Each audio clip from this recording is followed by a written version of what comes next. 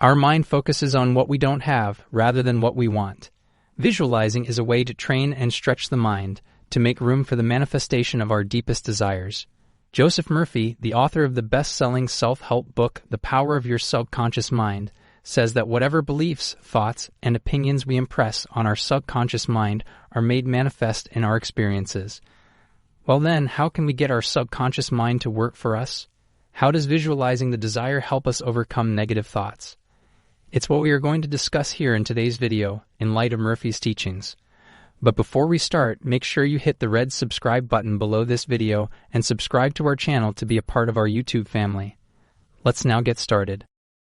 Michelangelo was perhaps the greatest sculptor in history. He said, "I saw the angel in the marble and carved until I set him free." He saw David in the marble. His mental imagery allowed him to birth from his subconscious mind a genius creation. In a similar manner, when we visualize our desires, we become immersed in the state of having them, and it activates our minds to work on our behalf. This is what makes visualizing your desire important. Let's take an example to understand how visualizations help us live in the state of having our desires. Let's say there is a woman living in the city.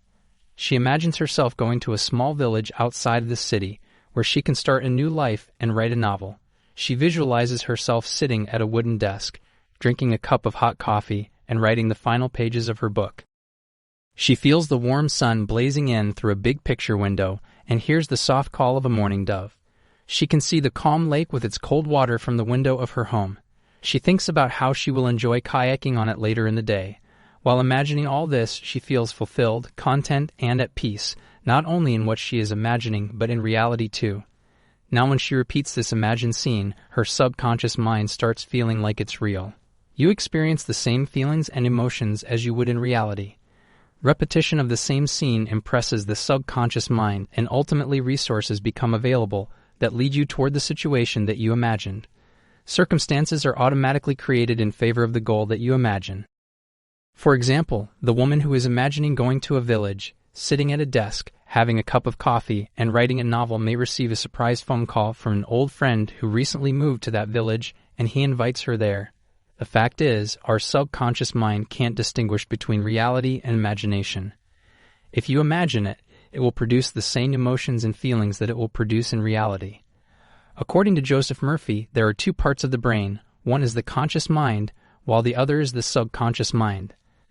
The conscious mind is responsible for producing emotions and feelings which affect our attitude, behavior, decisions, and actions in our daily lives.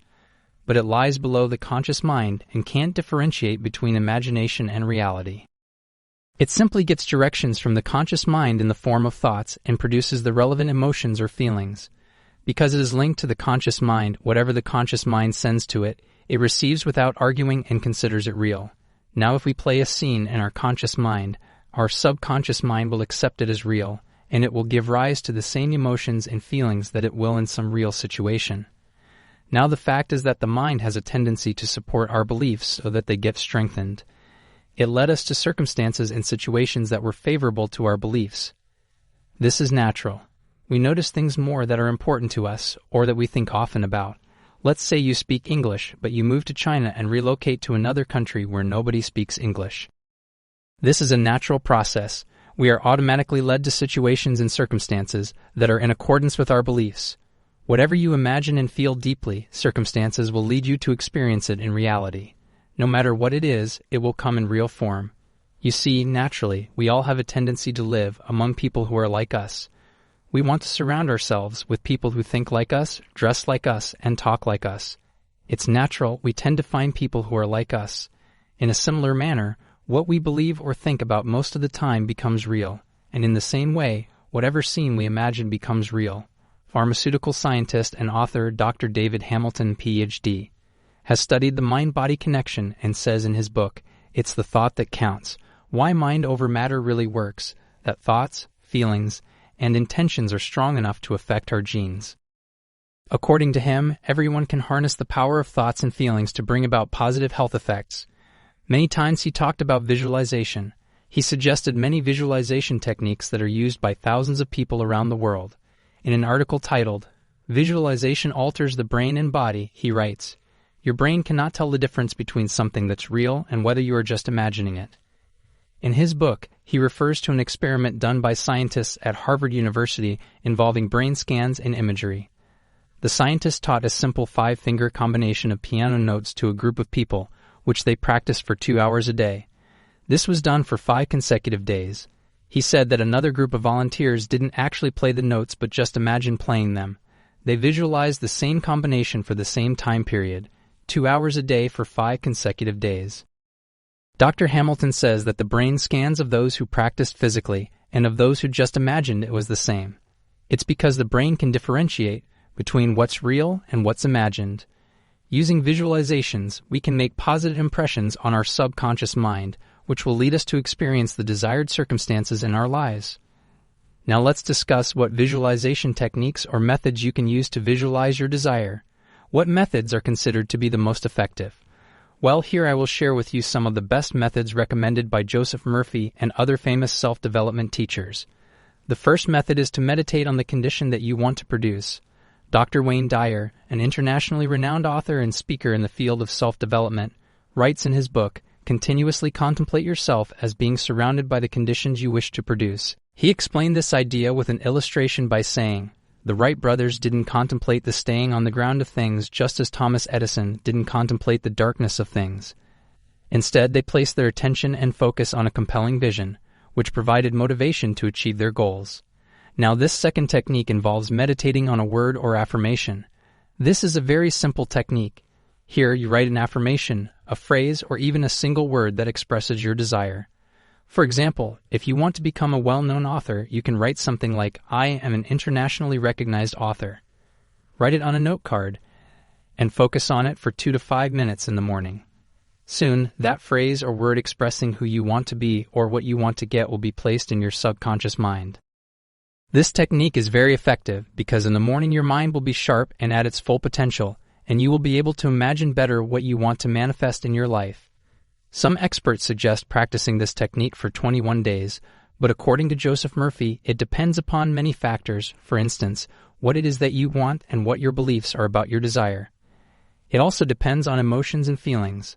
If you feel your desire more deeply with strong and positive emotions, you will be able to visualize it more clearly, and it will become your reality. The third visualization technique is the mental movie technique. This is Joseph Murphy's famous technique, and many times in his book he talks about it. There is a famous Chinese proverb, "A picture is worth 1,000 words." William James, the father of American psychology, stressed the fact that the subconscious mind will bring to pass any picture held in the mind and backed by faith. Act as though I am, and I will be. In this technique, you simply create a movie of what you want. It's actually a scene that suggests what will happen when you manifest your desire or how you will manifest it. You imagine and visualize this scene again and again with strong emotions, just like it is happening in reality. If you successfully create such a scene and imagine it daily for some time with emotions and feelings, life will lead you towards a situation where it will happen to you in reality. Joseph Murphy suggests practicing this technique in the morning when you wake up and at night before you go to bed. The more you practice this technique, the more the scene feels real to you. When you start feeling it, you will start living it. You will automatically enter a situation or state where you will get what you want. The fourth useful visualization technique is the use of a vision board. A vision board can actually add clarity and make dreams and goals indelible in the mind. On a poster board of any size, paste pictures, symbols, and words from magazines and other sources onto the board. Use creativity and intention and think about all that you desire, from the vacation to Italy to completing that long-standing project. Keep this board in a place where you can see it daily. It is a good idea to write affirmations or phrases that remind you of your desire. Whenever you look at it, you will automatically visualize your desire. Well, now we have discussed 4 techniques that can help you visualize your desire, but many people complain that visualizations don't work. Let's discuss the reasons why the techniques could potentially fail, so you can avoid them from the very outset. Failure is typically caused by a lack of confidence and putting in too much effort. Throughout the entire book, Joseph Murphy repeats the phrase, "Easy does it. You only need to ask, trust, and let it go in order to receive. The process is simple." Negative suggestions and doubts, such as, "Things are getting worse," "I will get no answer," and "It's hopeless," can easily lead to failure if they are repeated frequently with intensity and emotion. Reject all of the negative thoughts that come into your mind about yourself or your desires and refuse to give them any importance or attention. Neutralize the negative thoughts as soon as you become aware of them. For example, when you think, "I am dumb," immediately break the pattern and say, "I am so brilliant." If you don't believe what you are saying to yourself, it won't happen in reality. Be bold enough to claim that it is your right to be rich, and your subconscious mind will honor your claim. If you are having problems in any area of your life, it signifies that your subconscious mind is not fully sure that you will always have plenty of what you want. You have to first believe that you deserve everything you want and more in order to fulfill any of your goals. When you believe strongly that you deserve what you want, it automatically gets attracted to you. These techniques are effective, and they have helped thousands of people. You can make use of a vision board in addition to any other technique because it reminds you of your desires. So guys, thanks for watching this video. If you have found this video useful, leave a like and share it with your friends. And if you want to share your ideas and views, please leave a comment below this video. For more videos, subscribe to this channel and turn on notifications by clicking the bell icon.